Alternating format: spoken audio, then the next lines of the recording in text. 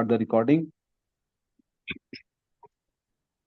So here we go for entertaining, and I would request our Master of Ceremony, Toastmaster Samreen Mukhtar, to kindly start the event.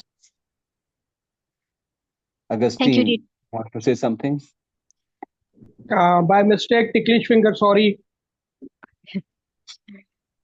Okay, no problem, Toastmaster Augustine, and thank you so much, DTM Azam Ali. Good morning and good evening, everyone. Honorable District Council leaders, dignitaries, esteemed guests, and fellow Toastmasters. Welcome to the Power of Voice and Crafting a Winning Speech training session. I'm Samreen Mukhtar, and I will be your host tonight. Let's formally kick off this meeting with a few words from the district leadership. First, I will invite the distinguished motivational speaker, a professional trainer, and a proficient coach. He is serving as a chief financial officer in a large textile company. He's a double DTM. He played a crucial role in forming the Pakistan Territorial Council and the growth of District 122. Currently, he's serving as district director. Please welcome DTM Zaid Kalia.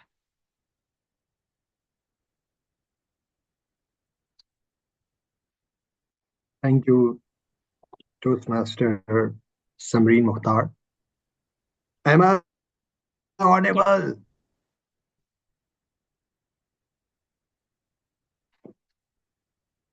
Am I audible? Yes, you So are. I was just Yes. checking my vocal variety. Yes, I you was are just checking audible. my vocal variety. Yeah, yeah.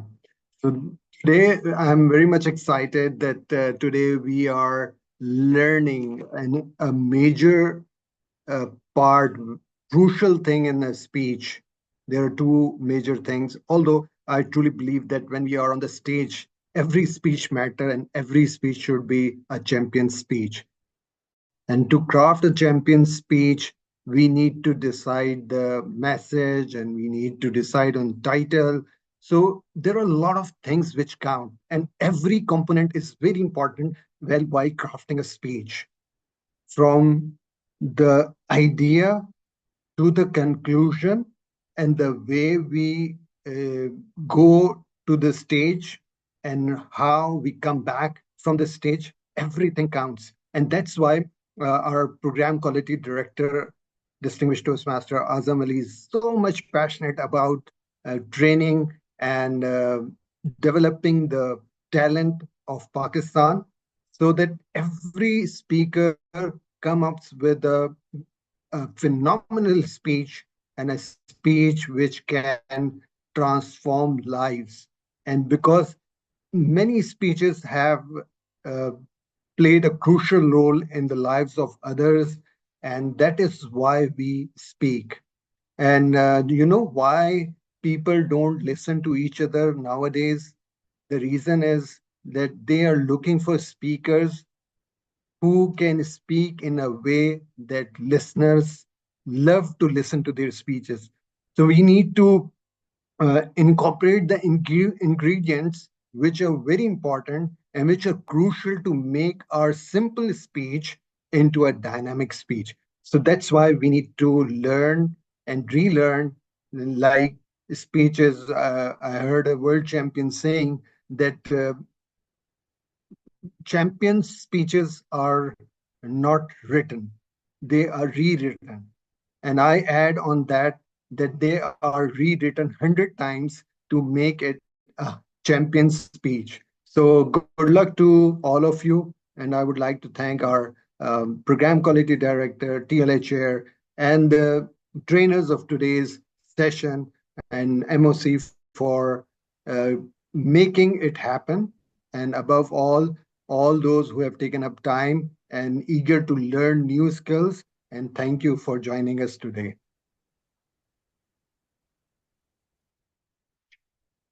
Thank you so much, District Director, for your thoughtful and profound words. Let's start with our session, and we have two esteemed trainers with us. They say if you just communicate, you can get by. But if you communicate skillfully, you can work miracles. And today we are going to learn how to do those miracles. So, first, let's invite Toastmaster Cynthia Zai, who will tell us about harness the power of your voice trainer. And Cynthia is a voice coach, professional speaker, and best-selling author. She's also a two-time TED speaker. She has helped professionals from 52 countries across 6 continents to speak with a powerful voice. She has been a professional speaker, a coach for past 22 years, and I am so happy that we get to learn and hear from her. Please, in your round of applause, invite Toastmaster Cynthia Zai. Thank you. Thank you, Zamarin. When you are giving a speech, did you ever find when you're nervous, your voice will be trembling? Or your pitch will go high, your pace will go fast? If that has happened to you, type into the chat as what? If it hasn't happened to you, you can type 0.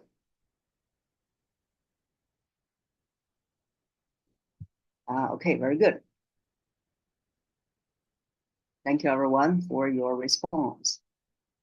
Okay, we have a lot of ones. Okay.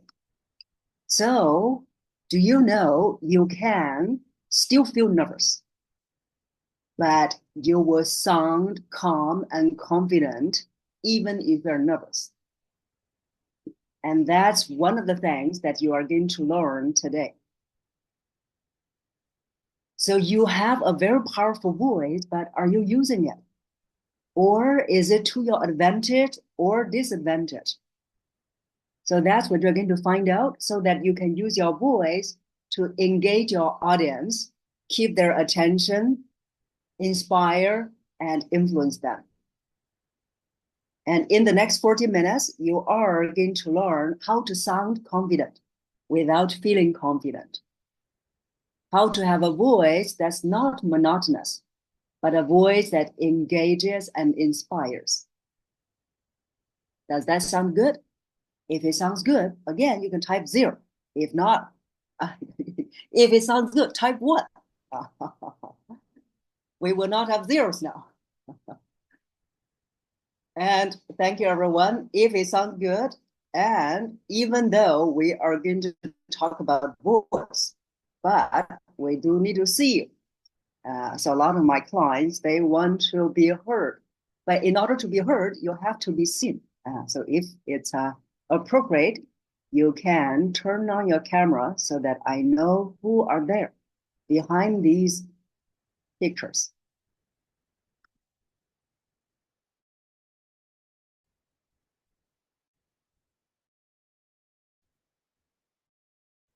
So when we work on the voice, what is it that will become that product? You can just raise your hand on the screen. Okay. Okay. Thank you, Samri. Looks like you have done it. Okay. So for that project, even if you haven't done it, you haven't missed a thing.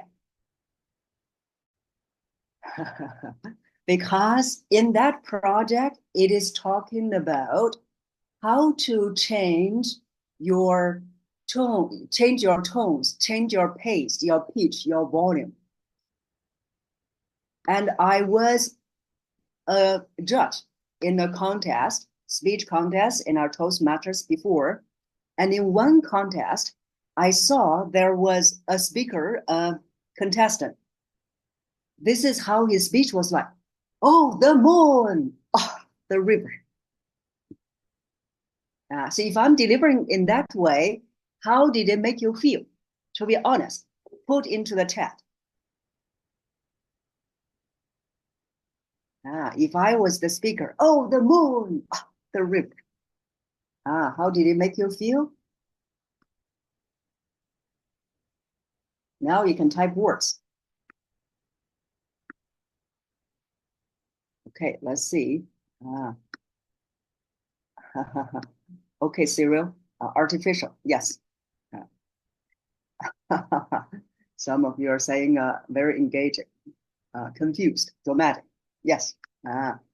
So do you think that if I'm speaking in that way, hilarious, thank you. So if I'm speaking in that way as a speaker, or even now, if I say, hi, everyone, today you are going to learn how to have the power in your voice. How does it make you feel? Convincing. It may be convincing to you, but it's not even convincing to myself. So as a speaker, you have to be convinced yourself. If even you are not convinced, you're not going to convince the others. You're just going to coerce, deceive the audience. So for the voice, when we say that we want to have a voice that's engaging or even energetic. So if you want to have a voice that's engaging and energetic, it has to be you. It has to be you. So that's why imagine that every speaker, even for today, every speaker is all going to speak with a voice like this. After just 2 or 3 speakers, I'm sure that you'll get tired. So that's why the speaking style, there are many of them, and you have to find the one that suits you. So that will be actually the very first lesson you want to learn, even before we dive into the voice. So the voice, we want to have the voice to be more engaging. It is actually not to vary your tones, vary your pitch, vary your volume levels. So it is, I am going to type into the chat, it is not vocal variety. So if you haven't worked on that, perfect. Your mind is completely open. And even if you have worked on that, it's also good because you will know that what is not working. So what is it that we do need to work on if we don't work on vocal variety? So you want to remember that vocal variety, the tone, the pitch, the pace, the volume, they are techniques. Don't even say in Toastmasters, even in my clients on a day-to-day basis in their real life presentations. So in their real life presentations, if they are speaking in the way that's not themselves, people can feel it, people can sense it. And first of all, you will not come across as authentic. And authenticity is key to build trust. And some of my clients, they said, in my presentation, I tried to vary my voice, change my tone, change my pitch to high and low, my pace to fast and slow. After a while, I feel weird. I said, if you feel weird, people will feel you're weird. So if people feel you're weird, they won't listen to what you're going to say anymore. So you don't want to come to speak making people feel that you're weird. And it is not the techniques that touches your audience's heart. So if it's not the techniques, what is it that touches the audience's heart? Let's see. In our Pakistan Toastmasters, what do you think? What touches the audience's heart?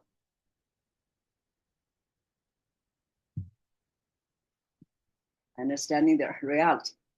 Okay, that sounds very deep and a little bit abstract. Okay, thank you. Okay, we have the king of the boxing, Muhammad Ali. He said it's emotions. That's why he's the king. So congratulations, Muhammad. It is correct. Yes, authenticity is important as well. Originality. You are convinced yourself. You sound like you believe in what you say, your conviction. Perfect body language. So the body language is also something external. So it is because how we are feeling, then the body language will come out. So let's all give our king of the boxing, Muhammad Ali, some claps. So he is right. It is not the techniques that touches people's heart. So you want to remember it is the emotion that touches your audience's heart. So if you want to use your voice, it's not to spend effort on the vocal variety, those techniques. It is on working on how you are really feeling. So this is something that you want to remember. Logic makes people think. Logic makes people think. Makes people think. Emotion makes people act. So if you're more engaging, more motivating, more touching, before people take action, they must feel it. And emotion, speaking with emotion will help people feel it. Now, of course, in nowadays with emotions, I want to have a poker face. So we're not talking about having you become emotional. We are just saying you are going to speak with appropriate emotion. In Toastmasters, we have probably all heard of the Martin Luther King, his speech, I have a dream, right? So have you all, or most of you have heard of the speech? You can raise your hand, let me see. Okay, very good. So we have all heard the speech. Now, what is that speech known for? Besides, of course, to move people to action. So that speech, if you haven't heard, that speech, I have a dream speech, is actually an impromptu speech. It's a table topic speech.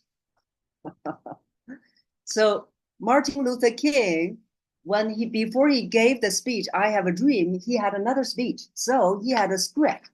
So in his script, it was another speech. But on the spot, he realized that people's emotions were so intense and the original speech didn't work anymore. So he threw it away and instead he delivered his table topic speech. And in his speech, he didn't say, I have a dream that one day all the boys and girls will go to the same school. I have a speech, blah, blah, blah. I have a dream. If he's speaking in this way, do you think that people feel that, yes, I am touched, I am going to fight with you? No, right? In his voice, there's no emotion if he had spoken in that way. And instead, if you have watched that speech on YouTube, besides watching my speech, on YouTube, if you have watched his speech, you will see that he was saying something as, I have a speech. Oh, I have a speech. So the word speech stuck in my mind. I have a dream. So his voice was full of emotions. That's actually what he was known for. Having rich emotions is what he's known for in his speaking style. And it's because of those emotions that he spoke with that moved the country. It was not, he was speaking with a monotone, but he could say to people, you know, I am really passionate about this speech. It just didn't show in my voice, but please fight with my dream. No, it won't work, right? That's what happened to a lot of my clients. They'll be saying that, you know, I'm very passionate about my speech. It just didn't show in my voice. People can see my passion. Of course, they can't see or hear your passion because you speak with a monotone. So in order to have people feel what you are feeling, you have to speak with appropriate emotions. So how do we speak with appropriate emotions? Especially if you are in engineering related field. If you have known one of my mentors, you probably have known, he's too famous, Craig Valentine. So Craig Valentine, the 1999 world champion of public speaking, he's always making fun with the engineers. And I have realized that as well in my clients. Fortunately and unfortunately, being an engineer can have its ups and downs. So the upside is you are very logical. The downside is the emotion will need to be trained. So how do we train the emotion? If you have paid attention, when we have different emotions, the way we breathe is different. Did you notice that? So for example, when we are angry, how was the breath like? Type it into the chat. When we are angry, how was your breath like?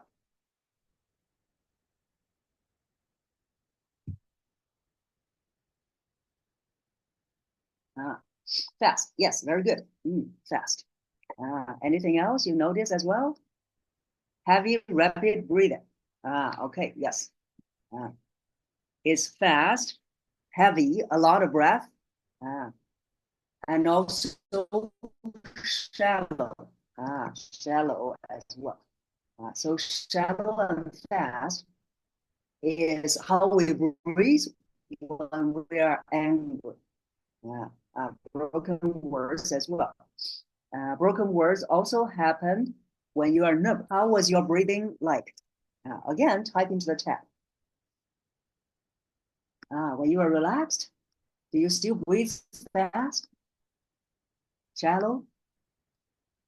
Then you'll be, I am relaxed. So most likely you're not. So it'd be much slower, yes. Slower and deeper. Smile on the face as well. Calm and happy, yes. So you see, if you feel that if you're not someone who is easily showing your emotion, what I would recommend you to do is to work on your breath. Once you work on the breath, it will affect how you are feeling. So that's why, how do we work on the emotion? We work on your breath. So in fact, breath will not only help you with emotion, breath is also the power of your voice. Breath is the power of your voice. If your voice is shallow and weak, because your breath is shallow and weak. If your breath is strong and deep, your voice will be strong and deep. So this has been the voice you've been hearing for the past almost 20 minutes. So I'm going to demonstrate you another voice. You see if there's any difference. This is the other voice. Can you hear any difference from the voice I have been speaking in for the past 20 minutes? If you have heard it, type into the chat. What difference did you hear?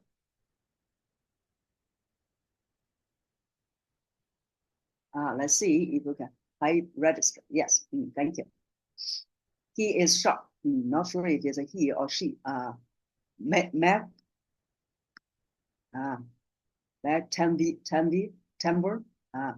So it's answers. Quite a few of them. They were quite good. Confidence level as well. Thank you. So you notice that this voice sounds a little bit higher pitched. Higher pitched. It's also very thin. It's younger as well.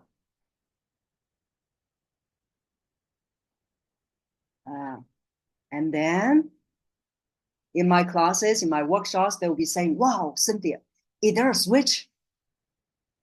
There is no switch. So this is my voice. And this voice has also been developed. So the voice you heard me demonstrating, it won't last long. As a voice coach, I can demonstrate different voices, but it won't last long. So that voice is coming from here. And this voice is coming from the whole body. So coming from the full body. And that voice projects more confidence, more credibility as well, more maturity. So that's why worldwide, you saw that in my introduction, I have spoken in so many countries. That's why wherever I go, people always listen. Wouldn't that be what you want? So for some of my clients, once they develop their voice, they said, interesting. I saw now when I speak, people just listen. So that's the reason. The reason is because the voice is coming from the body, not from here. In order to help you shift the voice from here to here, so that you can sound more confident, even if you don't feel confident. So when we say, if you're nervous, you can still sound confident. It's because the voice is in the body. It can ground you. It will also help you sound calm, even if you don't feel calm. So a lot of times people always say, Cynthia, you sound calm all the time. I said, but I don't feel calm all the time. As a human being, we have to have moments where we are upset. Ask my partner. So when we don't feel calm, we can still sound calm. It's because the voice is grounded in the body. So that's what you are going to develop as well. And the key to develop that voice, so there are 3 steps. With our time limit, we'll only work on the first step, which is breathing. So now you see breathing is going to help you in 2 areas. One is to develop a voice that's coming from the full body, what I call a full voice. The other area that voice breath can help you is emotion. So that is the 2 areas we usually work on when it comes to voice. And that is the voice quality, that is the full voice, and voice color, which is emotion. So when you see it, they start with letter Q, quality, and C, QC. Not quality control, but quality and color. So quality is develop the voice from the full body. Color is like emotions, right? Angry, we often associate with the color red. We say this person is blue. Usually we associate it with sadness. So that's why I like to use the word color. So notice that the commonality in between these 2 is breathing. So now let's breathe. You have been breathing for so long. Have you been breathing properly for the past 18 years? Forever 18. So yesterday I just attended a friend's birthday. And then we said, you are forever 18. So for tonight only. Tonight you are 18. After tonight, you can be whatever age you want. So for the past 18 years, are you breathing properly?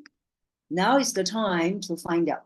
So what I would like you to do, if you haven't turned on your camera, now is your turn. Now is your chance. I would like to have you do a deep breathing. When you do the deep breathing, observe yourself in the screen, which part of your body is moving. So I will also observe. So let's do a deep breathing.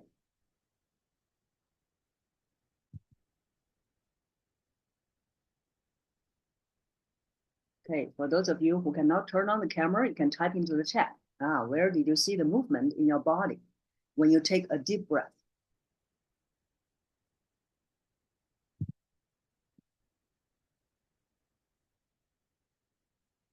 Okay, okay, very good. Thank you, everyone. Chat, as we see in the videos as well, most of you, the upper body is moving.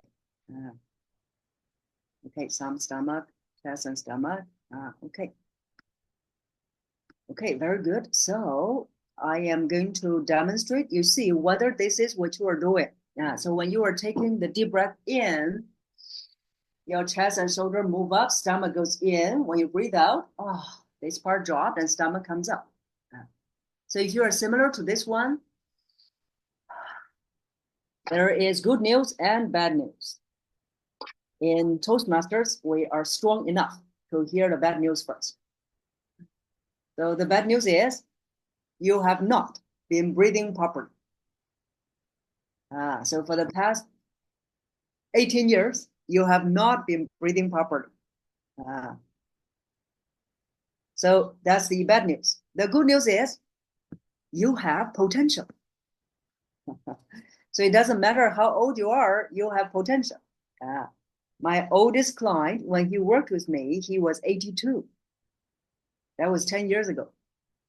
So this year he's 92. Thank God, you see, he is having a long life. So you might be wondering, why did he want to work on his voice when he was 82? Because if you don't work on your voice properly to use your full body to project the voice, some of you may notice that after speaking for some time, you will have a sore throat, right? That's because you are wearing and tearing this area. You're only using this area of your body to project the voice. So that's why you want to know how to use the body to project the voice and make it into a habit. When it becomes a habit, you can speak forever long without ever feeling anything here. So that's the other benefit of a full voice, that you will never experience sore throat, tiring, or hoarseness. So that's the reason that he worked on his voice. See, even at the age of 82, he had potential. You have potential as well. So now let's see where the movement is. So I'm going to demonstrate the proper deep breathing. You see where the movement is.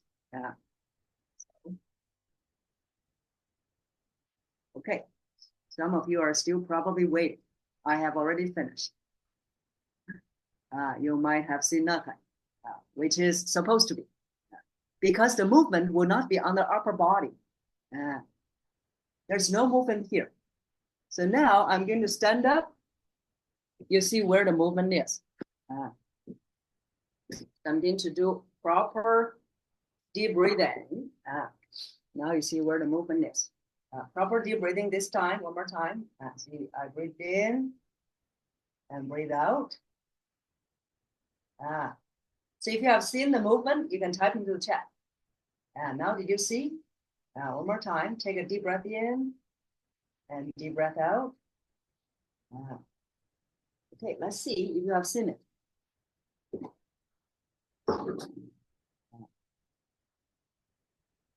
If you haven't seen it, that's okay. You can also type, didn't see it. Okay, good. Yes, good that you have seen it. Where did you see it? Type into the chat where. Okay, yes, very good. Stomach. That's right. Stomach. So, if you didn't see it, I'll demonstrate with my hand on the stomach. I see when I take a breath in, stomach comes out. When I take a breath out, stomach is going in. Isn't it the opposite to what you're doing? When you are breathing in, stomach goes in. When you breathe out, stomach comes out. So it's the opposite to what I'm doing. In, out. So now you want to know for the proper breathing. So proper breathing, when you breathe in, stomach is out. When you breathe out, stomach in. So you have been doing exactly the same opposite. So to help you remember, you can imagine yourself as a balloon in the stomach area. Even though some of you, the stomach is already like a balloon. So it's like a balloon. Air goes in, the balloon would expand. Air goes out, balloon would deflate. So you have been doing the opposite. That's why not only your breathing is incorrect, your life is upside down as well. Because breath is your life force. So breath is not only the power of your voice, breath is your life force. If you couldn't breathe for 2 to 4 minutes, if you couldn't breathe for 2 to 4 minutes, for most people, not those people who extend the limit. So there are people, they can hold their breath for a long time. But in general, if you couldn't breathe for 2 to 4 minutes, you start to experience brain damage. After another 2 to 4 minutes, they won't hear anything from you anymore. And that's why breath is our life force. And also the first thing we did when we were born, you might be thinking crying. Crying is voice projection. In order to cry, we have to breathe in first. When we were born, the first thing we did was to breathe in. And when we leave this physical body at 100 years old, hopefully we can all live that long. And when we leave this physical body, the last thing we do is to breathe out. So you see, life in your entire lifespan, breath has always been with you. What else can be that loyal to you? May not even be your spouse. So breath is always there with you. That's why you want to first become more aware of your breath whenever you are experiencing different mental, emotional states. When you're nervous, when you're calm, when you are angry, when you are relaxed, pay attention to your breath. 2 is to learn how to breathe properly. How to breathe properly. So the exercise we're going to practice to help you is called Kung Fu breath. So that's the exercise.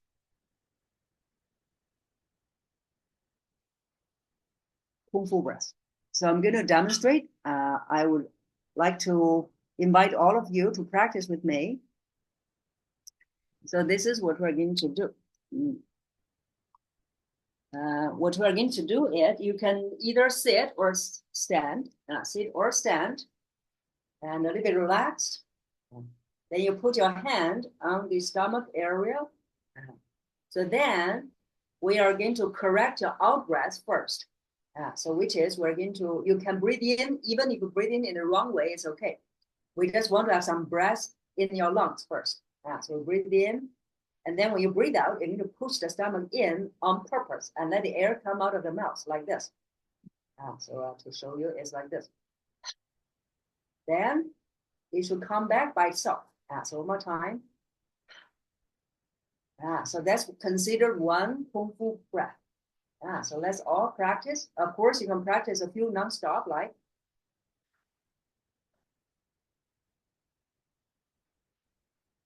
So now side view.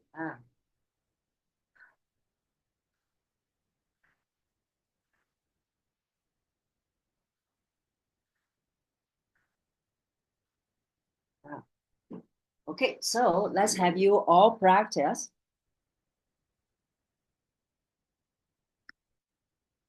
If you want, you can also shift your camera a little bit, or you can stand up so I can help you see. Mir said, breath is the key to your wealth too. Yes. If you can't breathe anymore, no matter how much wealth you will have, right? And you will spend all the money you have just to make sure you breathe. So no breath, no wealth. That's our slogan for tonight. Okay. So, okay, good. I see some of you are practicing.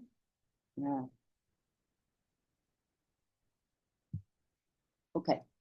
So when you're practicing the breathing, I am going to write it down here. You really need to practice breath because breath will be the first step to help you develop the full voice. I'm going to write down the 3 steps. So each step takes about 2 months to make it into a habit. So this style of breathing is scientific. It's called diaphragmatic breathing. We are breathing with the support of your diaphragm. So this is how we are supposed to breathe. But most people, because of the wrong way of breathing, because of the tension you have accumulated, you have been breathing in the wrong way. If you paid attention, you may have noticed babies are breathing properly. Did you notice it? So when babies are lying in bed, when they breathe in, the tummy will come up. When they breathe out, tummy goes in.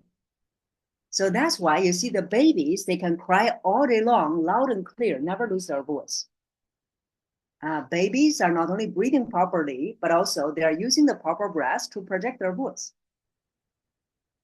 We were all once babies, even though today we're 18. So what happened? You might be wondering. What happened is that we started to live a human life. So we started to experience all kinds of different emotions, especially negative ones, and the stress. So negative emotions and stress makes our body tense. So for example, when you were scared, how was your body reacting? It wouldn't be, I am stressed. No, right? We're, stressed or fear. So your body gets tense. But if you have paid attention to the body of the babies, have you tried to squeeze their muscle when their parents were not around? You will notice the baby's muscles, they are very soft, very tender. For us, no, right? We have stiffness everywhere. So that's why before you even do the breathing, so you are going to relax a little bit first.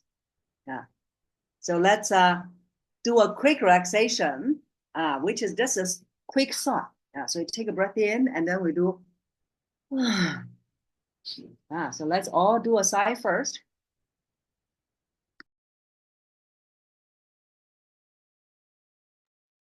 Okay, so I don't see anyone is sighing. Anyone is too tense to sigh. So let's do a sigh first. Okay, so only when you finish sighing, then we are going to do proper breathing exercise, which is Kung Fu breathing, Kung Fu practice. Kung Fu practice. Kung Fu practice is to help you change your wrong way of breathing to form proper diaphragmatic breathing habit. So that's the purpose for Kung Fu breathing. And you're going to do that exercise on a daily basis for about at least 2 to 3 months. About 2 to 3 months, do that exercise every day so that it can become a habit. Remember, only when it becomes a habit, then when you're nervous, you can use the proper breath to help you manage the nervousness. If it's not a habit, nothing will happen. So that is the key. So the key is make proper breathing a habit. So how do we make it a habit? It's daily practice on Kung Fu. So every day you can practice about 6 to 8 times, each time about 2 to 3 minutes. 2 to 3 minutes. Okay, so that's your practice towards a full voice. So the rest of the steps, we will not have time to cover, but you can go to my website. I do have a 3-part free video series that you can download. You do need to register, but you can unsubscribe at any time. So this is my website. On the home page, you will see there are 3-part videos. So once you download that, you will see that they are 3-part videos. The first one also talks about breathing, then activation, how to use the breath, voice color as well. So that is for your full voice. Now we have a little bit time to talk about how to use the breath for your emotion. So in our day-to-day work and life, there are a full range of emotions. So here today, we're just going to simplify it. I will only work on 2 major categories of emotions. So these 2 categories of emotions, one is like, for example, firmness group. So firmness, assertiveness, authority, determination, they are all in this group. The other group is empathy group. So empathy, caring, these are the other group. So the way we breathe in these two groups, they'll be different. So in your speeches in the future, you can look at, okay, in these two groups, the emotions that I want to express, which category will they fall into? So for example, let's try this sentence. We will make it. So this sentence, we're conveying the firmness. We will make it. So if you say, we will make it, no one will believe it, right? Because the emotion is not conveying that. So the emotion here is firmness. So how would you say it with firmness? So let's give our group a try. So anyone would like to try, deliver it with firmness? So whoever wants to try it, we will have a bonus. The bonus is, okay, we already have someone raise his hand. Okay, Obed, is it Obed? You can try it. Yes, go ahead. Yes. We will make it. Okay, very good. Yes, let's give him a clap. Yes, so it is firmness. Okay. So would you say the same with this sentence? I understand your situation. So just now, Obed was saying, we will make it. But if I say, I understand your situation, same way of saying it. Do you feel my empathy? No, right? So they are different. So how would you say that sentence? I understand your situation to deliver with empathy. Let's have someone else try it. Thank you, Obed. Okay. Anyone wants to try empathy? I understand your situation. Okay, very good. Yes. Who is that? You can share with us your name. It's Mir. Okay. Mir. Okay, thank you. Yes, very good. So now you see these two types of emotions, they are delivered in different ways. And also to reward our two brave souls. Just now I was just about to mention the bonus for those who participate. So the two brave souls, each of you will get a soft copy, an e-copy of my book, Influence Through Voice. Influence Through Voice. So you can connect with me on social media and then send me a message so that I will know, send me a message, let me know you want to get the copy of my book. For the rest of you, e-copy, soft copy. I'll send you the soft copy, a link to download.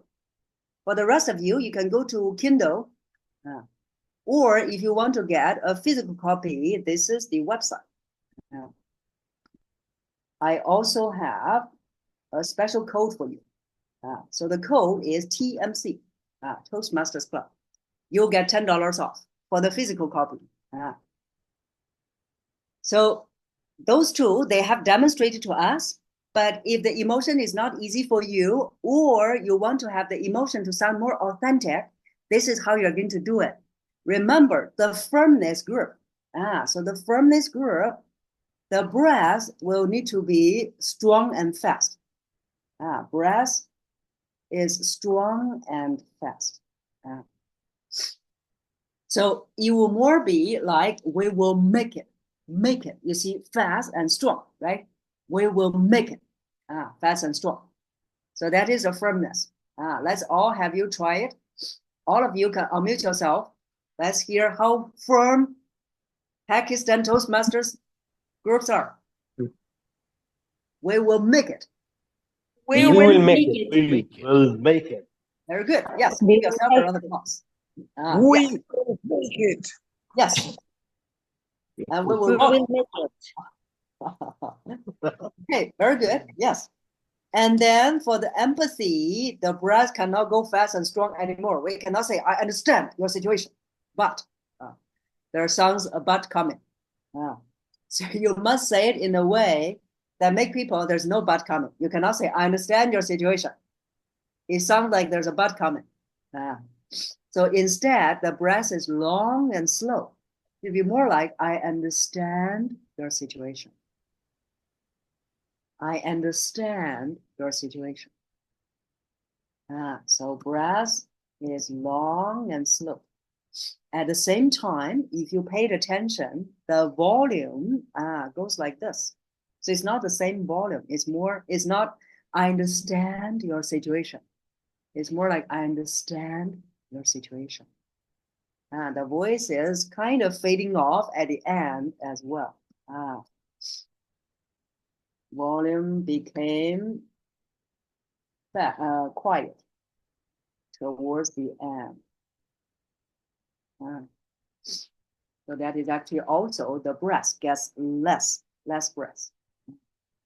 So those are the two major categories of emotions that you want to practice on a day-to-day basis. So the next time when you are going to deliver a presentation or speech, the first thing you always want to think about is, how do I want the audience to feel? How do I want the audience to feel? If you want them to feel empathy, you speak with the breath long and slow. If you want them to feel firm, it is strong and fast. So it's the feeling, the emotion that drives how you're speaking. So then with that, we have come to the end. So today, the key thing you've learned is breath. Kung Fu breathing for your daily practice. At the same time, use breath for two different types of emotions. Empathy or firmness. So you can connect with me on my website. You will find all my social media links, icons at the bottom of the page. Or you can just go to any social media, Facebook, LinkedIn, YouTube as well. So earlier on, I mentioned YouTube. I have 270 plus videos on YouTube. Each is about 2 to 3 minutes talking about the voice or speaking. And of course, Instagram as well. So you can go to all those social media, just search Cynthia Voice Coach. You should be able to find me. And also our 2 brief souls just now, make sure that you get your e-copy of the book. So with that, remember, breath is the power of your voice. Toastmaster of the evening. Thank you so much, Toastmaster Cynthia. And I would want everyone to turn on their cameras, please, so that we can take a group photo of this session.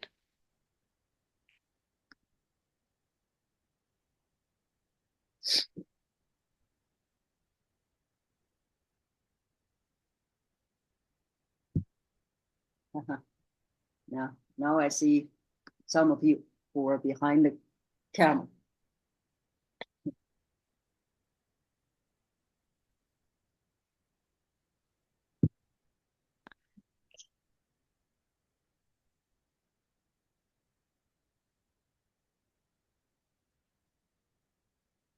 And, thank you so much. Be true to yourself, and it has to be you. Speak with emotions and touch people's heart. Breath is the power of voice. Thank you so much for such a heartfelt and impactful talk, Toastmaster Cynthia. It was authentic, and I'm sure everyone found it incredibly beneficial. In the start of the session, I said that she has trained in 6 continents, but after this session, now I can't help but wonder if only penguins had an internet connection, Toastmaster Cynthia would have trained them in Antarctica too, just to cross all 7 continents.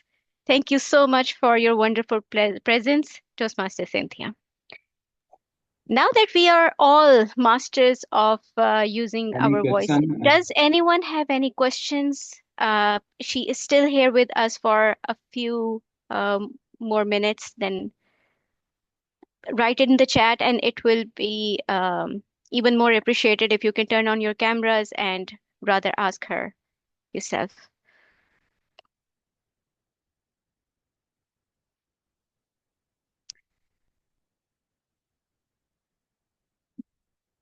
do not lose on this wonderful opportunity. We do not know when we will get our hands on Toastmaster Cynthia's time again. So use this time.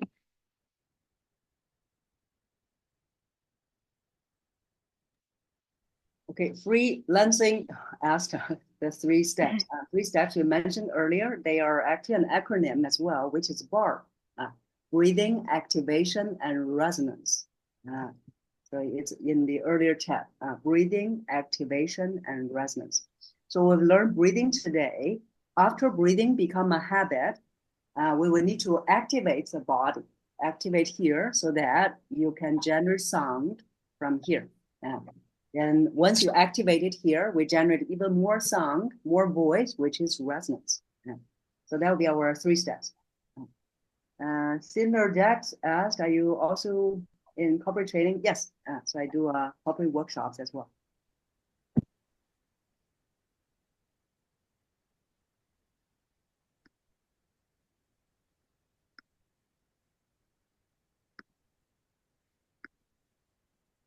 The boxer wants to know about the breathing again. And Kung Fu breathing. Okay. So the Kung Fu breathing, remember everyone, it is, we will need to push the stomach in on purpose. So the air will come out of your mouth, like. So once you breathe out, then it should come back, bounce back by itself.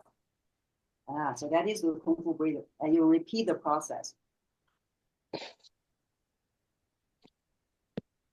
It's mean that it's a reverse process.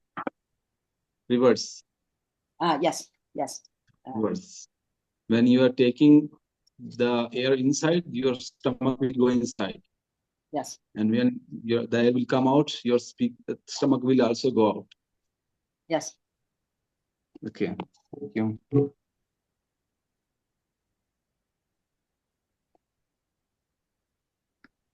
So Mia asked, whenever I come to the stage, it's like I will never remember these. Yes, that's why you will need to practice on a daily basis. So every exercise we talked about today, you must practice on a daily basis so that they can become a habit.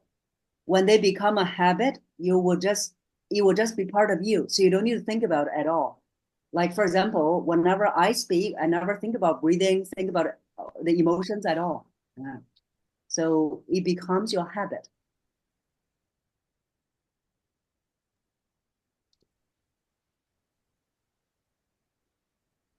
Thank you very much, Toastmaster Cynthia. As you are leaving, MOC, I would like to thank her for joining us all the way from Singapore. I think it's going to be 11 p.m. right now there. So your session was truly knowledgeable and professional as well. And I like that it was interactive and you kept it on the lighter side as well. And thanks to telling us that we don't speak properly. Of course, it will help all of us. And the Kung Fu style. And of course, we want to have your book as well on the voice. And I think someone asked the price as well. Yes. So I think yes, on my website you will see before using the code is $30 US. So after using the code, is 20. Okay, $20. Great. Thank you very much for this generous discount. And of course, I believe that all of us enjoyed. That was a very knowledgeable session, and we would like to hear you in future. Thank you for sparing your time. It is a true honor for all of us. Thank you to them. Thank you so much, DTM Azam Ali. And once again, thank you so much, Toastmaster Cynthia Zai, for this wonderful, wonderful session. Everyone has enjoyed it, and I'm sure that this session is something that we can take back and we can actually learn from it on a daily basis. So, thank you for adding value effectively. Let's move to our next training, and where we can learn how to write and craft a winning speech. And for crafting a winning speech, we have none other than a Toastmaster who is a Toastmaster for last 5 years, Cyril Paul. Cyril is former investment banker and private equity professional, and presently he is on a sabbatical and finding his second calling as a voice-over artist. Cyril was the District 98 humorous speech champion in 21 and international speech champion in 2023. He's currently the president at Wordwise Advanced Toastmaster Club in District 122. In your huge round of applause, let's all welcome Toastmaster Cyril Paul, who will tell us all the tips and tricks about crafting a winning speech. Thank you. Thank you so very much, Toastmaster Samreen. Just a quick question. Am I clearly audible? I have a very noisy fan up here. Am I clearly audible? Lovely. All right. Just Yes, give me you are 1 clearly second. audible. TT Mazam, I need screen sharing rights as well. Okay.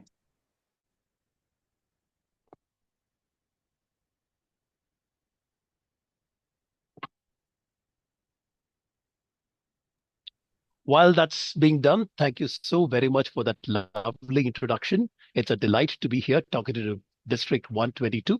I know some of you. I'm privileged to call some of you as my friends, and I hope to make a lot more friends with a lot more people. While the screen sharing access is being given, I'd like to set down a few ground rules. One of the ground rules is that let's break some of those very formal Toastmasters rules.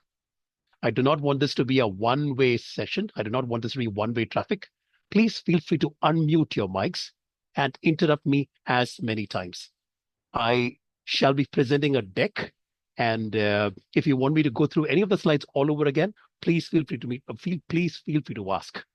Yeah. Let me just check if screen share is ready. Okay, there you are.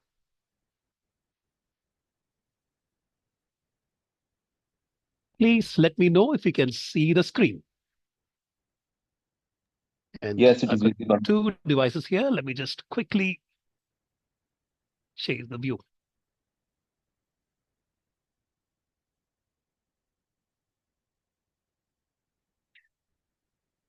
Thank you. We're going to talk about words that wow. Now that all of us know how to use our voices, let's use our strength to have some words that really create an impact on stage. This presentation has been put together after speaking to VPs from 6 continents, yeah, and PQDs from several districts. It's put together in the form of questions and answers. We hear these very common questions from across the district. Humanity is uniform. What the questions that I raised in Japan are the same questions that I raised in the US. So this deck is kind of in a Q&A form. Let's jump into it.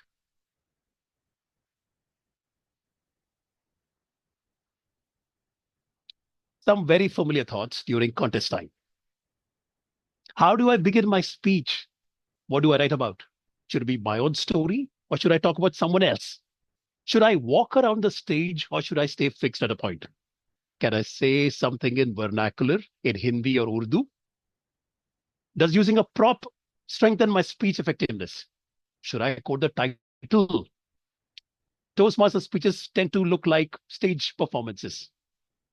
Should I have a call to action or not?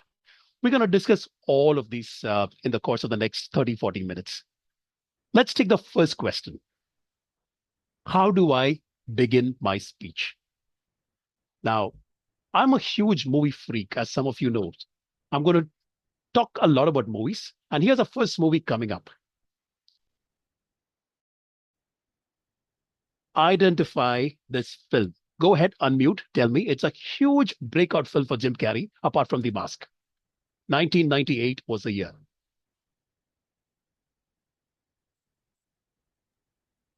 The Truman Show. The Truman Show, it is. Yeah. In the Truman Show, Jim Carrey was living in a simulation. Everything around was stage managed. He was given something to believe in, and he believed it until someone came and pointed it out that he was wrong, that he was living in a simulation. I'm going to break one simulation that we all go through. That in Toastmasters, we're supposed to give speeches. I'm going to urge each and every one of you not to think of them as speeches. Instead, think of them as stories that you share. Ideally, stories that you share with your friends. Because humanity is built on stories. Our civilizations are built on, even our scriptures have stories in them, right? And on that note, just to lighten the mood, I'm going to tell you guys a story. This is a story about a little boy who wanted to meet God up in heaven. And he decided that, hey, come on, God is so kind. Why shouldn't he be sharing his milk and cookies with God? So he tells his mom, Mother, I'd like to meet God. Can you please make some more cookies? Now, mother knows the true situation. And she nevertheless agrees. Yeah, fine, I'll make you more cookies so that you can share with God. Now the kid goes in deep thinking. He starts thinking, God is such a huge personality. God can't come into their home. So which place in the entire town can fit God? And he decides that the playground is large enough to fit a personality as big as God. The boy picks a date and he says, next Wednesday, I'm going to have milk and cookies with God in the playground. Days tick by and the boy, it's suddenly Wednesday. The boy goes to the playground with milk and cookies and he sits there waiting for God to come. Minutes turn into hours. There is no God. Half a day is gone. There is no God. The boy is getting impatient. He's getting hungry. So he decides to open his dabba, have a cookie. One cookie leads to the other cookie. And soon he's having cookies one by one. And in this time, an old man comes and he sits next to the boy. The boy looks at the old man and the old man looks at him. The boy's mother has said not to talk to strangers. Therefore, the boy ignores the old man. He has one more cookie. But he can feel the old man looking at him. So takes the next cookie, somebody put it in his mouth, and he offers it to the old man. Would you like to take a cookie? And the old man gives him the brightest smile that the boy has ever seen. And he accepts the cookie. The boy wants to see that smile once again. Therefore, he takes the next cookie and he asks the old man, would you like another cookie? And the old man smiles that bright smile once again and he takes a cookie from the boy. And soon they're sitting and they're having cookies together. Very soon, the cookies are over. And it's evening. It's time to go home. The boy gets up, packs his cookie box, begins to walk. He takes a few steps. Then something tells him to turn back. And he turns back. He runs to the old man and just embraces him. And then without turning back, he runs all the way home. Now, back home, the boy's mother is waiting. And she's worried because she knows that her son will come back disappointed. She's got chocolate cake ready for him. But to her surprise, the boy comes running and he says, Mom, do you know, I met God at the playground today. And do you know, he's got the brightest smile that you can ever think of. The mother does not know what to do. She just hugs the boy and they have a good time. Now, miles away, an old man with a very kind face is reaching his home. He doesn't have a mother waiting for him. He's got a son waiting for him. And this son is not sympathetic. He's angry. He says, Dad, where are you? I mean, I've been waiting for you, trying to reach you. You're old. It's past your time. I was about to file a police complaint. where were you all this time? And the man smiles at his son. And he says, son, do you know, I met God at the playground today. And believe me, he's not as old as you think. He's a little boy. And he walks inside. It's supposed to be a story about God, but it turns out to be a story on human kindness. Yeah. Remember the story. It's a beautiful story to tell someone. Remember the story because we're going to refer to it in the rest of the speech. Next question. Where do I find my stories? Now, in WordWise, we have a simple tool to address this. That is, we go for the emotion wheel. This is what a emotion wheel looks like. It's got some base emotions in the center. And as you move apart, the emotions become a lot more detailed. Yeah. I urge all of you to look up an emotion wheel. There are several emotion wheels. There are something which even have 7 layers to it. Look at the outermost layer of your emotion wheel. Let's pick up some emotions. Let's pick up sadness. So outermost layer, we have remorseful, we have ashamed, ignored, victimized, powerless. I urge all of you to think about this particular word, remorseful, and think about one time in your life when you felt remorseful, when you felt sorry for something, right? Think about it, or think about another one. Think about vulnerable. Pick any emotion that you have on this wheel and try to think up one life story that you have from your life when you felt that emotion. And believe me, you'll find enough and more material to write your speeches here. The emotion wheel is a surefire way that people encourage storytelling.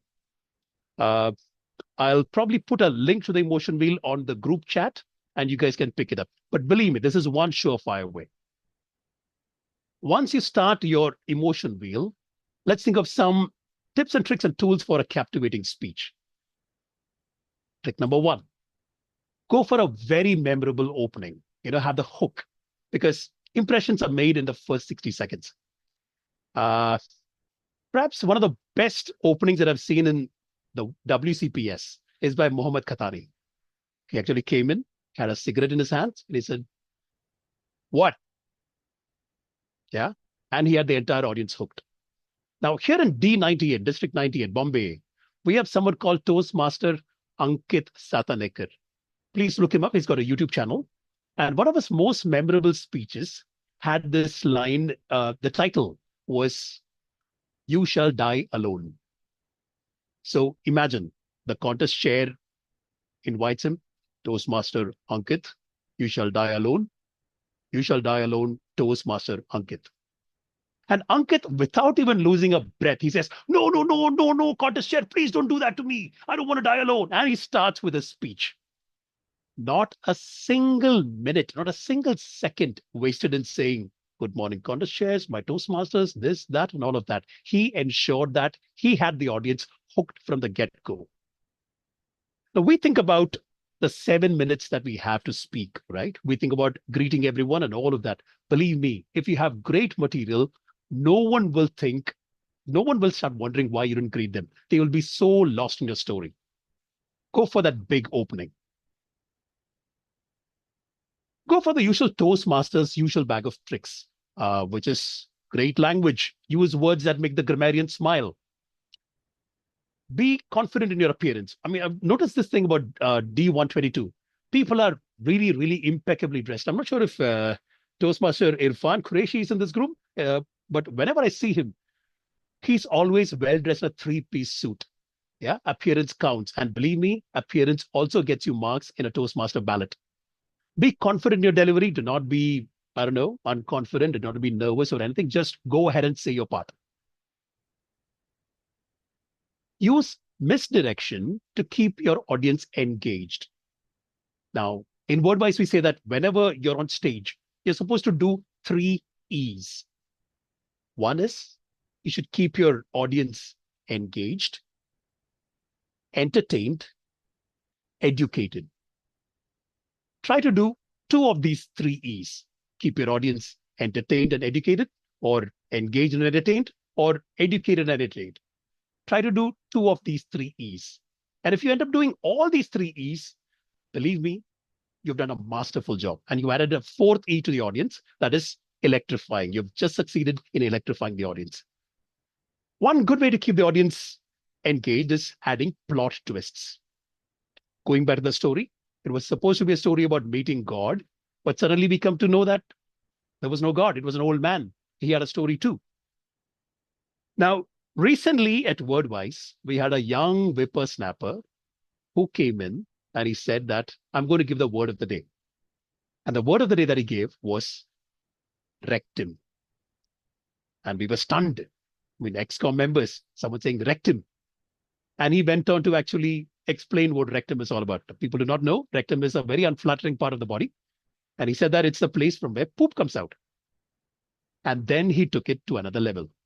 He explained why it's called rectum.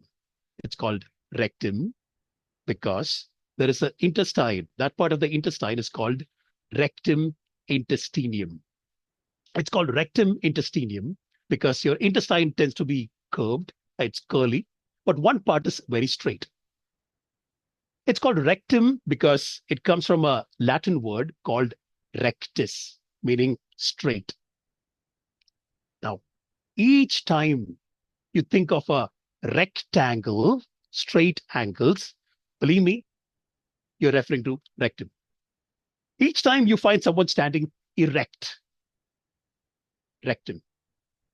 Each time you correct someone, you set someone straight. Each time you rectify something, you know where that word comes from. Each time you ask for directions, the straightest line between 2 different points. And then he gave the actual word of the day. The actual word of the day was rectitude, which means moral straightness. You have rectitude when you don't take a bribe. You have rectitude when you, don't take performance enhancing drugs. He had us with this jaw drop reveal. And that person did get a little bit of a talk down from the VP saying that, be careful when you're saying this. And the show went on. Use misdirection. Let the audience never come to know what you're doing. Introduce dynamism in your speech. Let your speech have dialogues. Let it have accents. Let it have impersonations. The winning speech last time at D122, DTM Merim, started with a talk with her and her brother about digging in the background. It moved on to a talk between her and a mysterious person. One of the other speeches, Toastmaster Samreen herself. It was a talk between Samreen and Samreen's brain. Toastmaster Meher actually had accents. There was this, paragliding instructor who was talking in a different accent. Use accents, dialogues, impersonations, whatever, to ensure that there is a dynamism in your speech.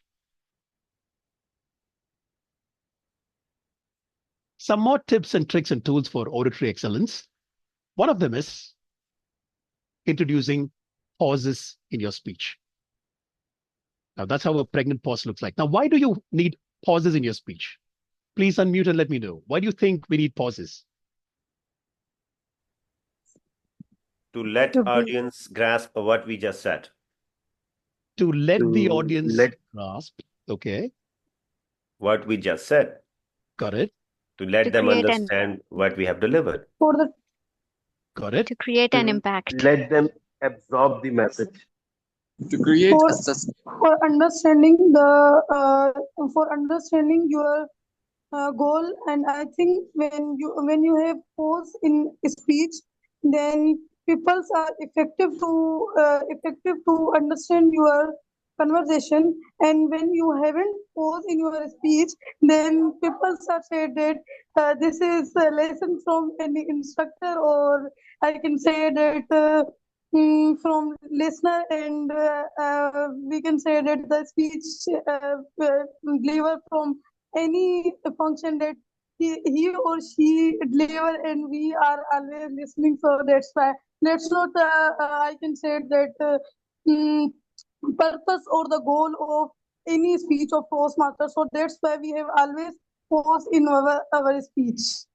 Absolutely. Several interesting answers. We How pause about for making the emphasis. people inquisitive? How about How what? about making the audience inquisitive? What next?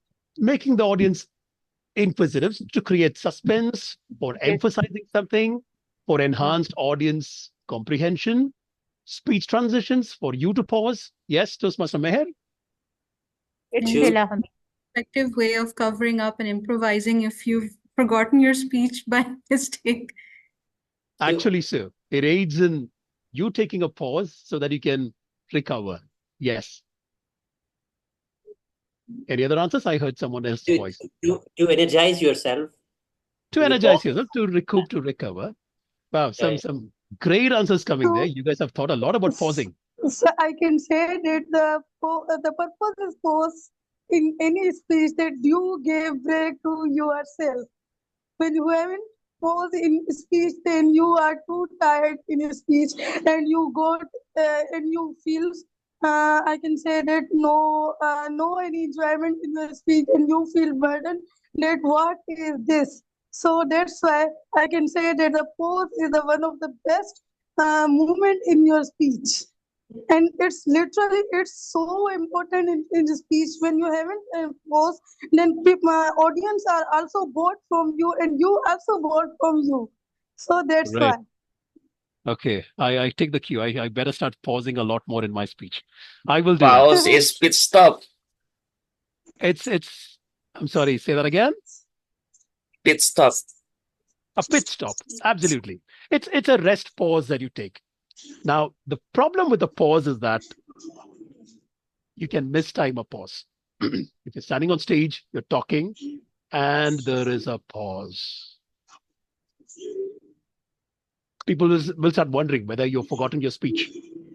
Or, you can actually pause before you make an important point, or you can pause after you make an important point, right?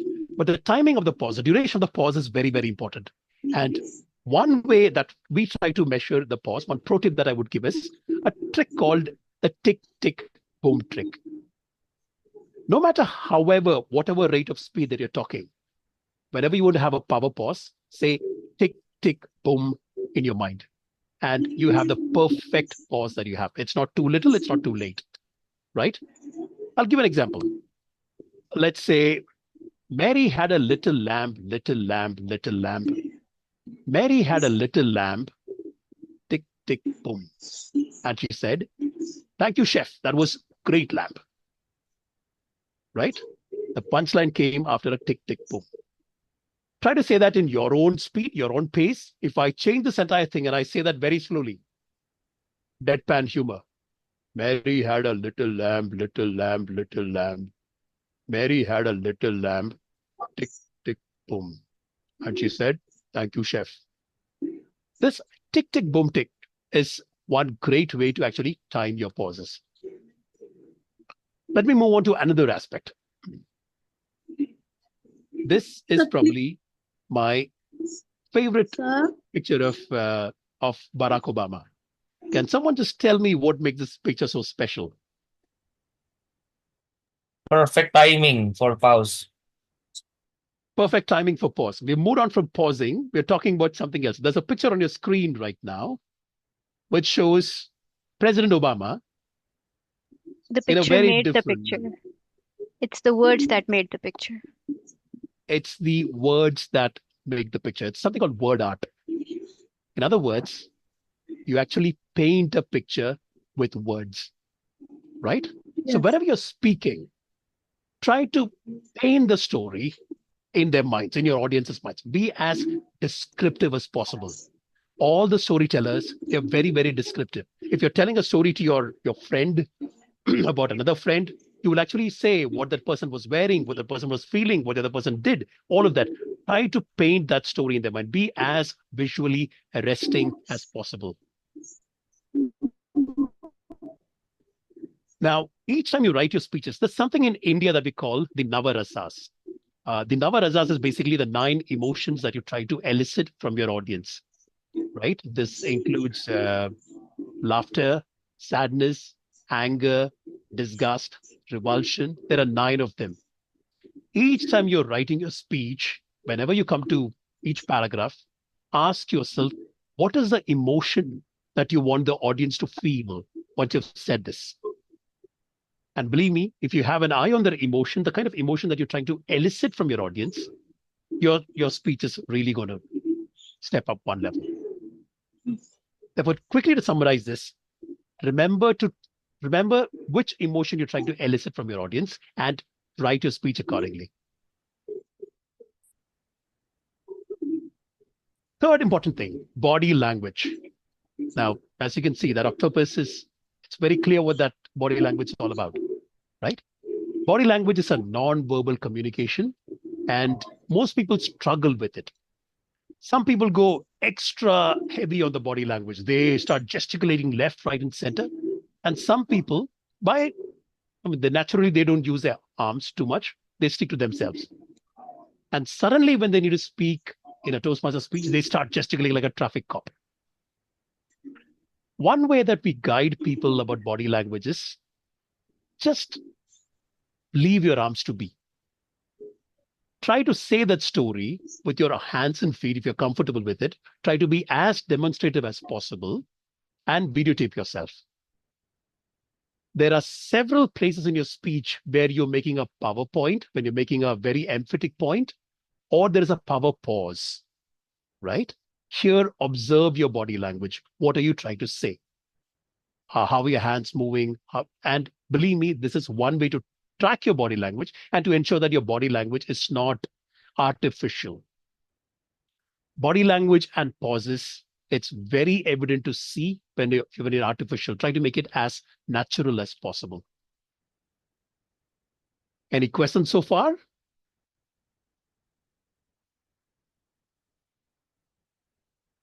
Let me move on. For vocal variety, we had... I'm sorry, did someone have a question? Yes, sir, I have question. Go on. Sir, from point picture that you said that you have the story and that you have mind with the painted words. I can say that. So in any speech, when you have the bundles of words in your mind, then you always get stuck your mind that whom word will you use. So that's why is any solution of that problem? Well, during this is speech? something. This is something that that the VP Ed would actually would love to hear. Don't write your speech one day before you're delivering it. Write your speech at least a week before when you're delivering it. Each time you step up to a Toastmasters forum to speak. Sadia? Yes, Sadia, I hear you well. Yes, sir. Sadia, each time you're stepping up to deliver a speech, think that you're actually trying to deliver a speech at a contest. Put yourself into improving your speech, your speaking skills. Ensure that you write your speech, practice it at least twice before you practice it before your evaluator. All right, write your speeches down. See where you're pausing, where you need to use your body language and all of that. Let none of your speeches in Toastmasters be unrehearsed. Otherwise, it'll be like joining a gym. Simply joining a gym will not give you muscles. You need to actually put that effort into lifting and everything. So if you actually write your speech at least a week before, you won't have this problem.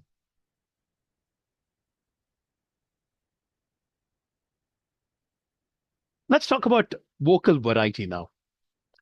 Now, here's a very simple trick about vocal variety. I'm going to flash a certain passage on my screen. I will read the first part, and I'm going to ask Toastmaster Samreen to read the second part.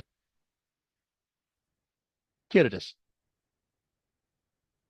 This sentence has 5 words. Here are 5 more words. 5-word sentences are fine, but several together become monotonous. Listen to what is happening. The writing is getting boring. The sound of it drones. It's like a stuck record. The ear demands more variety. I'll have Toastmaster Samreen read the rest. Now listen. I vary the sentence length. and I create music. Music. The writing sings. It has a pleasant rhythm, a lilt, a harmony. I use short sentences and I use sentences of medium length. And sometimes when I'm certain the reader is rested, I will engage him with a sentence of considerable length, a sentence that burns with energy and builds with all the impetus of a crescendo. The rolls of the drum, the crash of the cymbals, sounds that say, listen to this. It is important. So write with a combination of short, medium, and long sentences. Create a sound that pleases the reader's ear. Don't just write words, write music. They say that the easiest way to have vocal variety is just to have sentences of varying lengths. Think of any detective or mystery or thriller novel that you've read. It would probably go like this. It was dark and silent. There was not a single sound in the room. And then suddenly, the sound of footsteps. Someone opens a door and figures come inside. The light bulb is switched on and there's a dead body. Blah, blah, blah. It's a very bad mystery thriller that I'm crafting there. But the moment you start varying the number of words that you have per sentence, there is automatically vocal variety and suspense and feelings created. This is one super simple trick to ensure that you have vocal variety. You won't get any feedback from your evaluators that you're droning on. By the way, this paragraph is from a book called 100 Ways to Improve Your Writing by Gary Provost. I urge each and every one of you to read this book. It'll make you a better speaker and a writer, and you'll thank me for it. Create oral beauty using classical tools of rhetoric. They say that there is no emotion that is new. All the emotions that we have today, we had them 2,000 years before. There's this saying that whatever you're feeling right here, right now, believe me, Shakespeare has already written about it. And there are these little classical tools of rhetoric that I would urge each and every one of you to actually look at. I've listed a few of them. There's something called anaphora. Anaphora is nothing but repeating. We have Martin Luther King's speeches. I have a dream. I have a dream that XYZ will happen. I have a dream that there will be equality all around. I have a dream when mankind, he says, I have a dream 8 times in that speech. Today, nobody remembers the name of that speech, but everyone calls it, I have a dream speech. That is the impact of anaphora, repetition. Similarly, there's another speech by Winston Churchill. He says that we will fight in the oceans, we'll fight in the beaches, we'll fight in the land, we'll fight on the streets. We will fight until we win. Simply by repeating certain key words all throughout your speech, you're actually reinforcing it in your audience's mind. Another tool for a powerful speaker is called the epiphora. It's related to the anaphora. The anaphora happens when you actually start a phrase at the beginning of a speech. An epiphora is when you have it at the end of a paragraph. We have President Barack Obama's speech, Yes, We Can. All the immigrants stand up together and they start saying, Yes, we can. All the slaves in America stand up together and they say, Yes, we can. He repeats, Yes, we can at the end of every 3 or 4 lines. Today, the world knows it as the Yes, we can speech. There's a speech by, I believe it's Abraham Lincoln, where he says, the government is by the people, for the people, and of the people. That is probably the most famous speech in Toastmasters, where someone walked up on stage and he repeated something, saying that, I see something in you. Repeats that at the end of every paragraph, giving every story. This is epiphora. It's a very strategic tool to ensure that the audience remembers your story. Another tool is antinaclesis. This is when you use words that sound together, but they're opposites. So you say that something is apart, but apart. For the second line, this is something similar. This is something I would say Qaid Azam would have said, right? Your argument is sound and nothing but sound, which means you don't have an argument at all. It's it's Ben Franklin, by the way. The next line, put out the light, then put out the light. This is Shakespeare. This is Othello. This is where Othello is planning to kill Desdemona.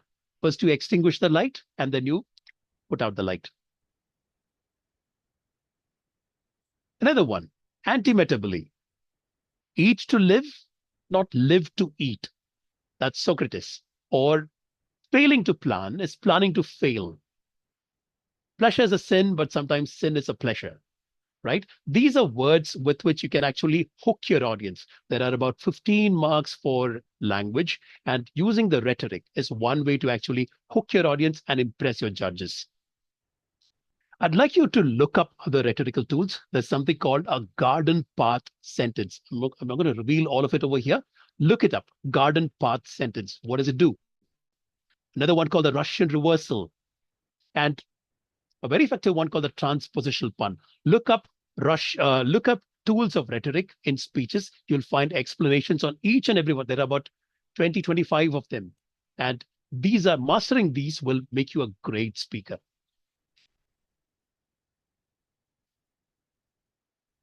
Whenever you stand up to speak, know your judge's ballot thoroughly. In speech formats, you have your tall tale speeches, you have your table topics, you have the international and the humorous speeches. You also have evaluation speeches, but that's you're evaluating somebody else's speech. Know your judge's ballot thoroughly because it's got points for content, for delivery, and for language. Yeah, the international and the humorous speech ballot is almost identical. Go through this and ensure that you have your speeches marked as per this. Some people say that we don't have any mentors.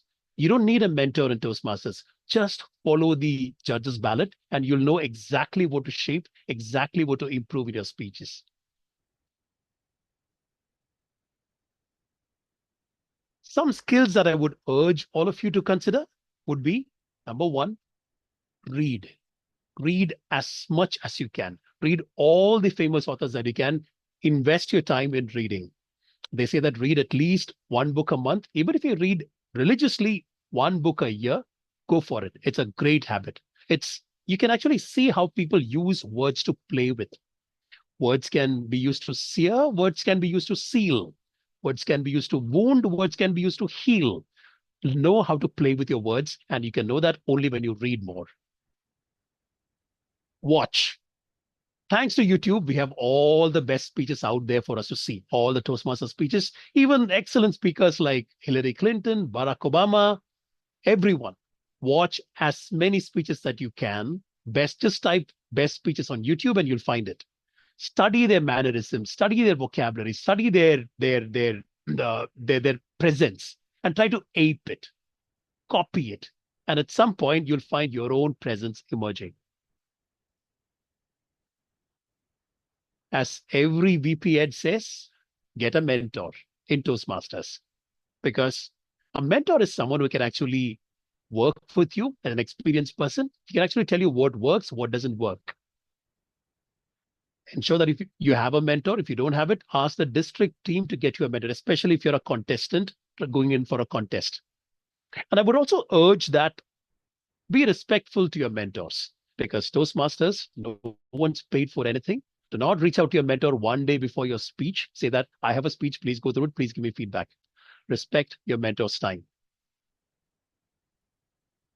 For anyone who's planning to contest, I would say, get a bakra.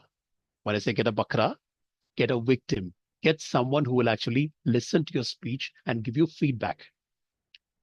The closest bakras that we can find is your family.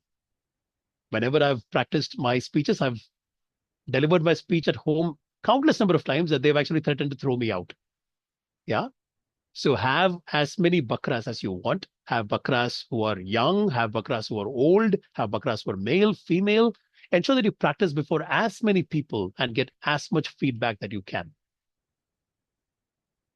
Lastly, practice. Practice your speech whenever you can, wherever you can, with whoever you can, because unless you practice, you're not going to improve. There's a famous man on screen. His name is Warren Buffett. He's among the richest men in this world, and all his wealth is self-made. He said that public speaking is your greatest asset. And if you don't have it, it can be your greatest liability. Therefore, invest your time in Toastmasters very well and practice your speeches. With that, I guess we are at the end of it. Open for questions, answers, anything that you want me to go through.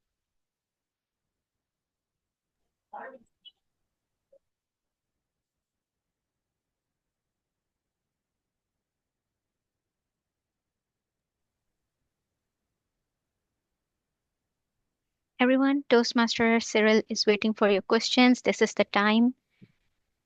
Ask about the tips and tricks and tools that he has shared, any questions that come to your mind. Or I take a long pause over here. Impactful pause. I'll share the contacts. Sir, Yes. so I have question from you that Sadia. Okay. Yeah. yes, sir. Sir, I have question from you that if we have epiphora in our speeches, then what effect is produces in our speech? That I can say that which kind of speech, which kind of effect on our audience? Is audience bored, or is it audience get enough kind of, I can say that, enjoyment from me?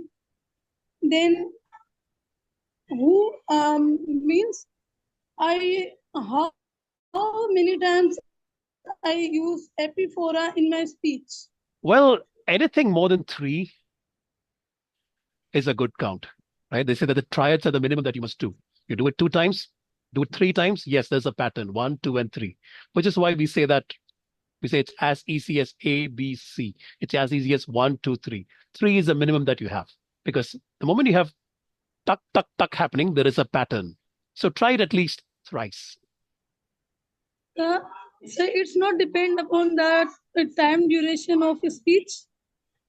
It will be dependent on the time duration. All your speeches in Toastmasters, they are maximum 7.5 minutes. Therefore, if you really need to get someone thinking about something, ensure that at least every 2 minutes, you're bringing something up. Therefore, it's tried. It's at least 3 times. Effective speeches, I think Dhananjay's speech, he actually said it at least 6 times or 4 times, I believe. So the more you repeat, the more you drill down, people will remember that for. 3 is a minimum, I would say.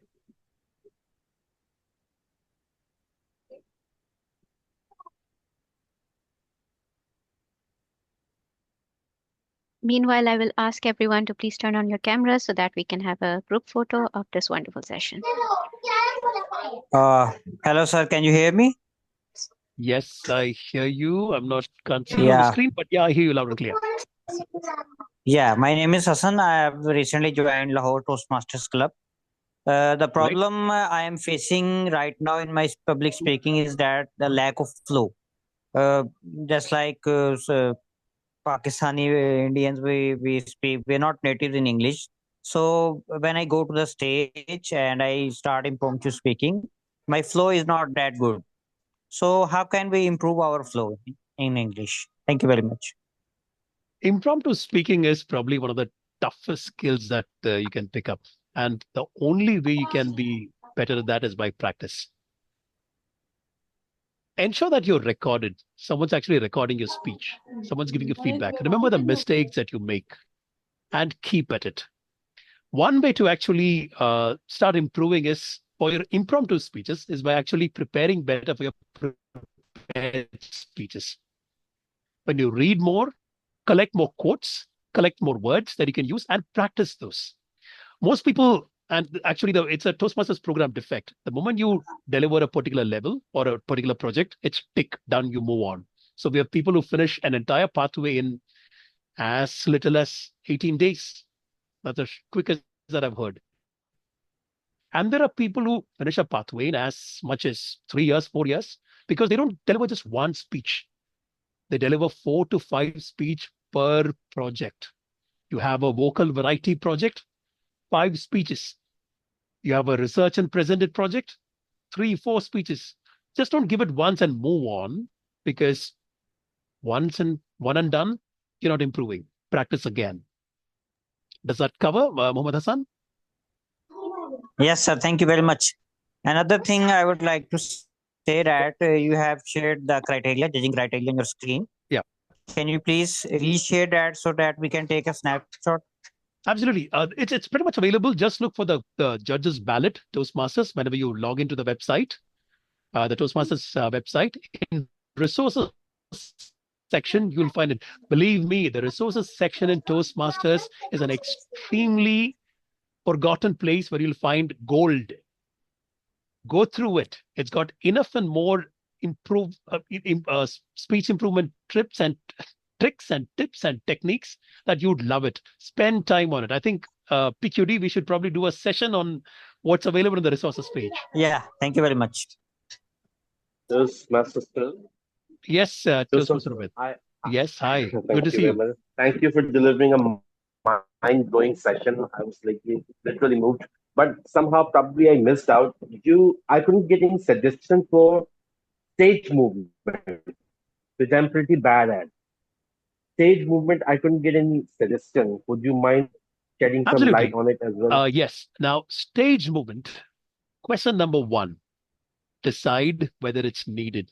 Most people walk into the stage thinking that I must use this entire 20 feet stage. So my first para will be said here, second para will be said here, third para will be said here. At the end of it, I'll move to the first one. You really don't need that. It's like adding salt to your cooking. It's strictly swad anusar. Yeah, if you look at TED Talks, that's the next level, right? TED Talks, you don't really move around. There's actually a small speaking area. All you need is 6 feet of movement or 9 feet of movement maximum.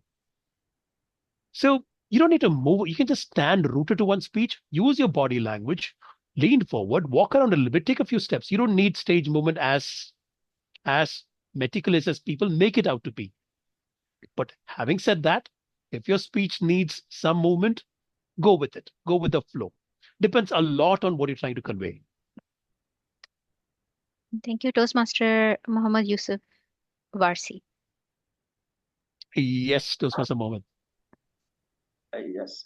Thank you, sir, for giving my insightful and inspiring training session.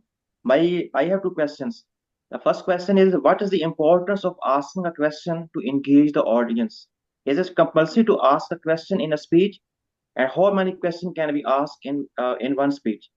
My second question is, how local variety can be incorporated in the speech? Please share your insights and your tips, how you used local variety in your speeches. Thank you. Right. Okay. Great questions, both of them. The second question was on how to infuse vocal variety. One easy way to do it is, number 1, vary the number of sentences in your speech. If it's a research and presented speech, all right, vary the number of words in your sentences and automatically there'll be vocal variety. Another one, insert a dialogue. Let there be 2 people talking, right? The moment there are 2 people talking, one person will talk like this, the other person will talk like that. Are usne aise bola, are isne aise bola. Yeah, you're bringing in storytelling. Insert dialogues in your speech and you have vocal variety sitting right there. Your first question, I forget it. Could you just refresh my memory? What is the importance of asking a question in your speech, and Importance how of many asking a questions question. one speech? Yes, it's a very interesting trick that people use to actually build ice with the audience, to break ice with the audience. You step on and you say that, hey, can you hear me? Can you hear me at the back? It's one good way to make the audience take notice of you. But then in a Toastmaster speech, remember that you have 7 minutes with you. How many times should you interact with the audience? Your speech may be timed for, it may be ending at 7 minutes, 10 seconds. Audience se baat karte, they'll keep responding to your questions. They may have additional points to share with you. You may lose track of time. Therefore, swad anusar. Yeah, sometimes you can just move on. You can just say your piece, ask couple of questions, couple of interactions, wait for 2, 3, 4 people. 4 is too much. 3 people, move on with your points. Otherwise, you'll get stuck. The timer will kill you with the red card. Okay, thank you. Thank you. Hello, Yes, sir. Sadia. Yes. Oba, Yes, you're sir. the repeated speaker today. Yes. Thank you, sir. Thank you, sir, for giving me again and again an opportunity to ask question. And then my question is that I basically I'm Pakistani, so I have a problem in my state. I don't have a vocab. Must appreciate me a lot, but I think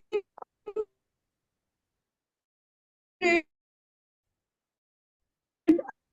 have vocab. So please give trick and in my mind that I I say didn't that catch that it's question. easy. You gave me that how many words I can remember on daily basis that. Okay, I got it. Vocabulary. Well, even if you add 1 word a day, believe me, that's 365 days in a year. You're so much richer. They say that you need 3,000 words in English to communicate effectively with anyone. 3,000 words is all that you need. And in 1 year, you're covering 10% of that. Add a day. I mean, there are enough and more apps, there are enough and more tools out there that will actually email you the word of the day. There's Merriam-Webster word of the day, which I go through very often. Oxford Dictionary, dictionary.com, they actually send you the word of the day. Go through that, study those words, use them frequently so that you actually master them. See how they're pronounced, see how they're used. Vocabulary is something that you accumulate seamlessly. And don't worry about not having a great vocabulary or great grammar. We all communicate very, very easily in our native tongue. Write your speech in your native tongue. Translate it. ChatGPT does a good job. Yeah, we have enough and more tools available with us to actually make us more fluent. So go for it. Be fluent in your native language and then translate it and start practicing that translated speech. So I problem faced in the era, in this era, that there are the number of vocabs, that there are the, I can say that American vocab, there are the professional vocab, there are the daily vocab. So I always confused that what vocab I can remember in my mind. Well, there are just 2 of them, 2 accents that you need to remember. One is British, the other is American. And believe me, they are about 70% same. American's more easy to understand. It's more easier to talk to. And the British sounds a little more formal. Listen to BBC. What people actually go for nowadays is accent neutral diction, right? By saying something, anyone from China all the way to the penguins in Antarctica should be able to understand what you're saying. Be accent neutral. Don't go for a British accent. Don't go for an American. Seek to be understood. Whatever you say should be understood. That's something that you can go through. And if you look up any word meaning in Google, there's a British accent pronunciation, there's an American accent, there's also a local accent pronunciation given. So how would you pronounce a particular word in India? How would you pronounce a particular word in Pakistan? Make use of technology, make technology work for you.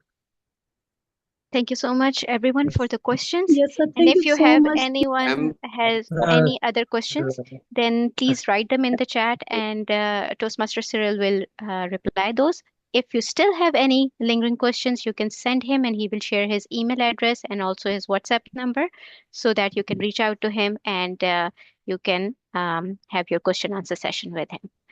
Thank you so much, Toastmaster Cyril, for this wonderful, wonderful session. I'll have cookies in the ground with God.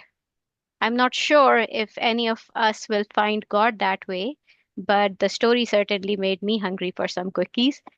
Thank you for the insightful and excellent session. You didn't just provide us with a starting point of writing a speech, but also showed how to craft an impactful one, sharing tools, tips, and tricks, a true master class on speech delivery. Thank you once again. Thank you so much.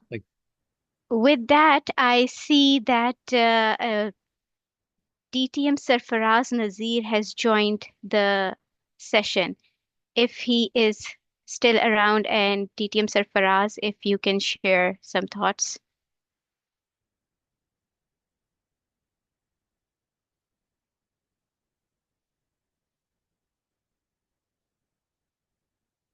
Okay, meanwhile, we can go to District Director Zaid Kalia, who's raising his hand. I think he also has a question from Cyril.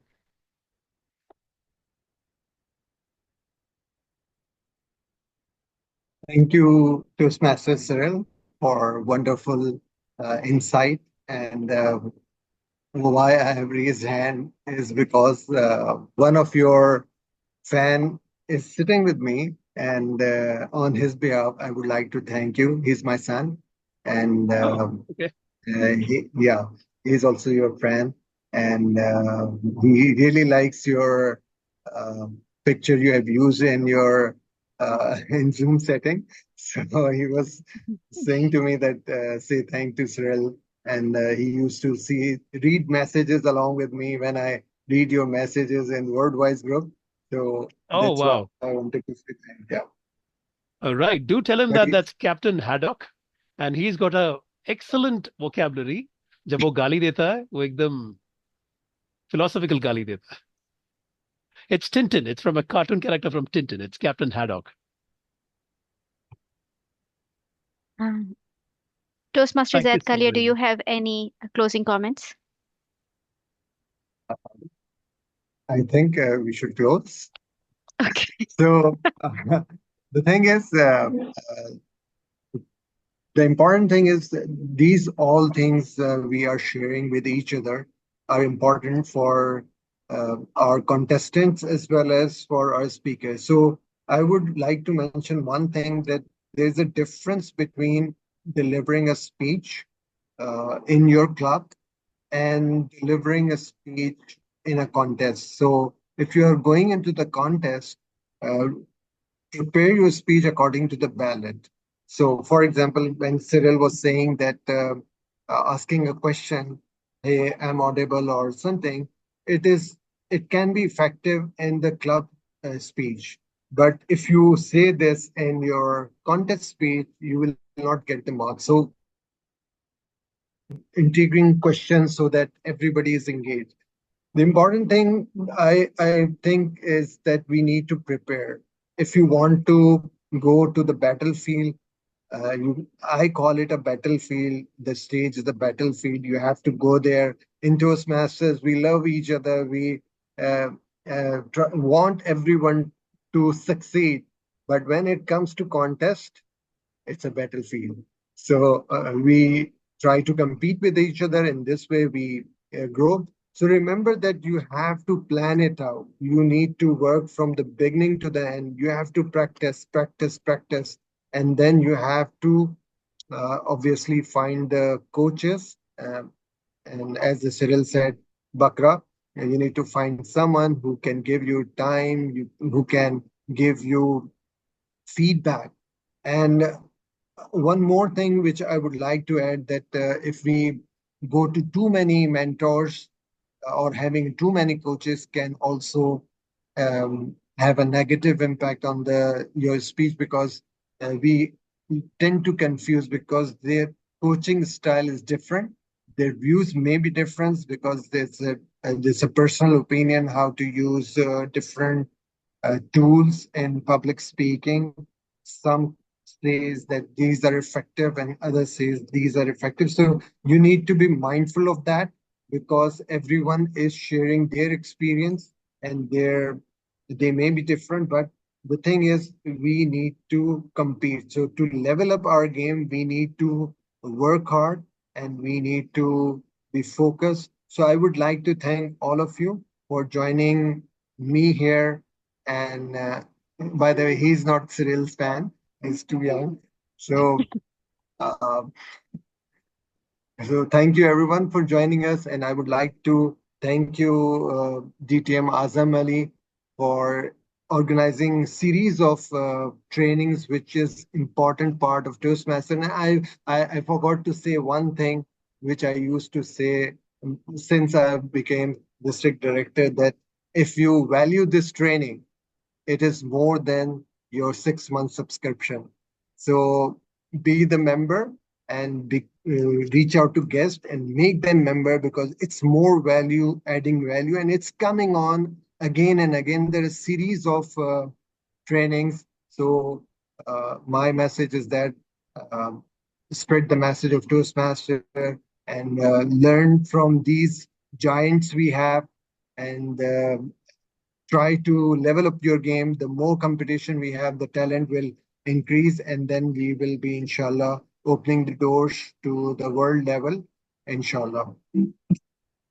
Thank you so much, District Director Zaid Kalia, for the closing remarks, also with two children around you, one almost hanging to your shoulder. That's a brilliant showcase of public speaking in itself. Now I will go towards the man behind today's event, whose effort made this session possible. Before you go, can I say a word? This is Sarfraz Nazir. Sure, please. We were waiting for you, sir. Yeah, thanks to Cyril for many wonderful tips.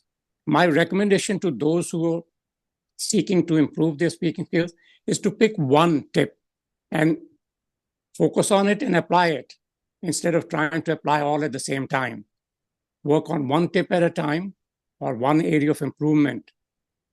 And over a time, you'll become a better speaker. And thank you to District 122 for organizing a great session. Back to you. Thank you so much, TTM Sarfaraz. It was very nice listening to you, and we were waiting for you, and lucky enough to have your golden words added to the session. Now, for the closing note, let's call upon DTM Azam Ali, who is the current PQD of the district, man behind today's events. Please close the session, the wonderful session that you have made it possible, and for arranging the speakers. Thank you very much, MOC. I believe that the session is successful due to the trainer, due to you, and due to all the audience present here. And this is my time to say I keep my session at the end, my words at the end, because I have few important things to say. So the person who was not here, they will miss that part of the event. So first of all, I would like to thanks to everyone, all the participants, and to the trainer. And coming to the first trainer, our first trainer was Cyril Paul, and he is a very passionate Toastmaster. He's a full of passion. I must say that he's full of fire.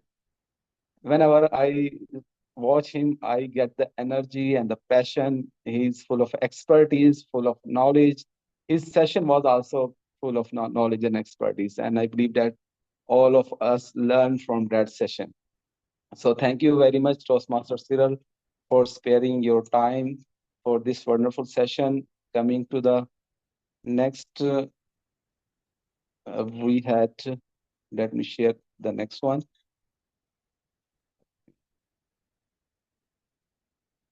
Yeah, Cynthia Zahi, who joined us from the Singapore, and that session was also learning. I thank to her as well.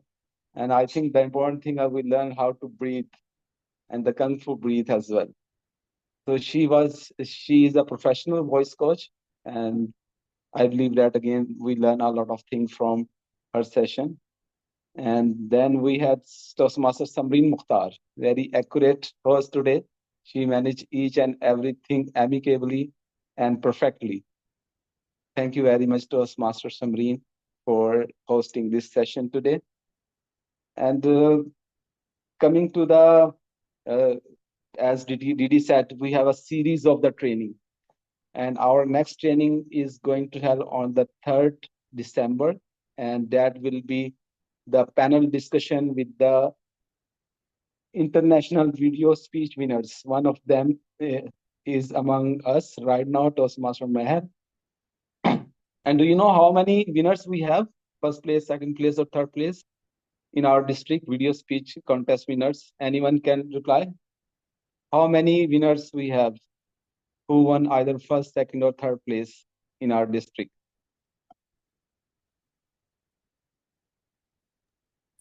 For 5 of them. 5 from Safraz, DTM Safraz. Anyone else?